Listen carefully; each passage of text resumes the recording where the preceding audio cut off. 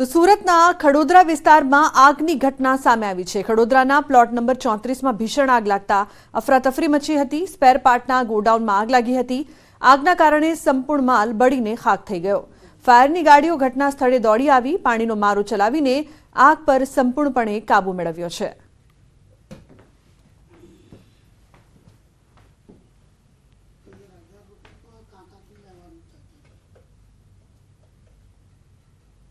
હવે વાત લોકસભા ચૂંટણીના શંખનાદની।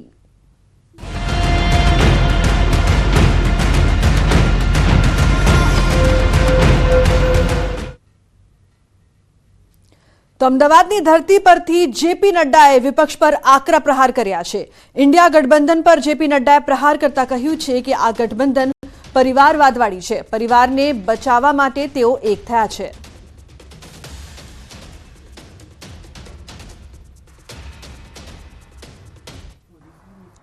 अब ये इंडिया अलायंस की बात न करूं, इनका एजेंडा वैसे 3 है।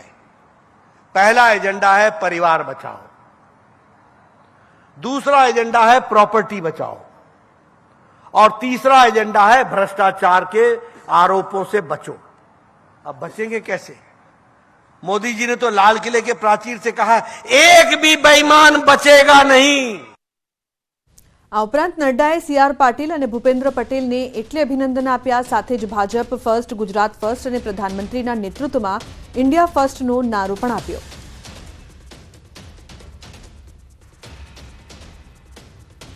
मैं आपसे सिर्फ एक ही बात कहना चाहता हूं कि BJP first, Gujarat first and under Modi ji we have to make India first and विकसित भारत, उसके तरफ हमको आगे बढ़ना है। दुनिया में भारत फर्स्ट, भारत में सामर्थ्य है, भारत में समर्थन है, भारत में सक्षम है, भारत का नौजवान सक्षम है। तो राम मंदिરની પ્રાણ પ્રતિષ્ઠા બાદ પ્રદેશ અધ્યક્ષ સીઆર પાટીલનું નિવેદન। મોદીજીએ સાબિત કર્યું કે કઈ રીતે શાંતિના માહોલમાં મંદિર બન્યું। રામ રાજ્ય છે એટલે મહેલ જેવું મંદિર બનાવ્યું છે।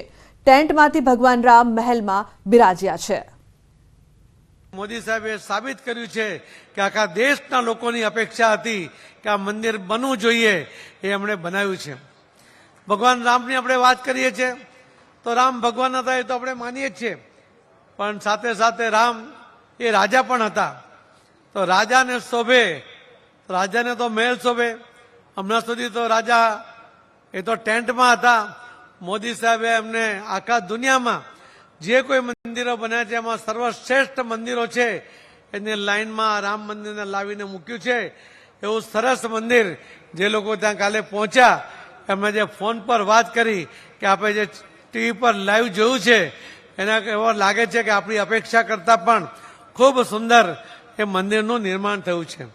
એક રાજાને શોભે એવું, એક ભગવાનને શોભે એવું, રાજા રામ અને ભગવાન રામને શોભે એવું મંદિરનું નિર્માણ કરવા માટે મોદી સાહેબે જે જહેમત ઉઠાવી, એના જે અનુષ્ઠાન કરીને, એના ધર્મનું, સનાતન ધર્મનું પાલન કરીને એમણે એક મેસેજ આપ્યો છે અને એ જ મેસેજના આધારે આપણે આજે જે ઉત્સાહ છે, આપણે આખો દેશ એ રામમય બની ગયો છે અને એના કાલે આપણે દ્રશ્યો જોયા છે। છેલ્લા અઠવાડિયા 10 દિવસથી જે રીતે વાતાવરણ આખા દેશમાં હતું અને ગુજરાતમાં તો ચરમસીમાએ હતું, એના માટે આપ સૌને હું ખૂબ ખૂબ અભિનંદન આપું છું। વડાપ્રધાનશ્રીને તો આપણે કાર્યપદ્ધતિનો સૌથી વધારે લાભ ગુજરાતને મળ્યો છે। કઈ પરિસ્થિતિ હતી, કેવી પરિસ્થિતિમાંથી આજે ગુજરાત કયા લેવલે પહોંચ્યું છે। ગુજરાત મીન્સ ગ્રોથ, એ લેવલે ક્યારે પહોંચ્યા, કેવી પરિસ્થિતિમાં હતા અને એ પરિસ્થિતિમાંથી માન્ય વડાપ્રધાનશ્રી આપણને અહીંયા સુધી લઈ આવ્યા છે। એમના નેતૃત્વમાં આપણે બધા દેશ અને દુનિયાને બતાડ્યું છે કે ગુજરાત એ અત્યારે સાચા અર્થમાં વાઇબ્રન્ટ અને જે નવા નવા ઉભરતા ક્ષેત્રો છે એની અંદર ક્યાંય કોઈને વિકાસ દેખાતો હોય તો એ ગુજરાતમાં દેખાય છે।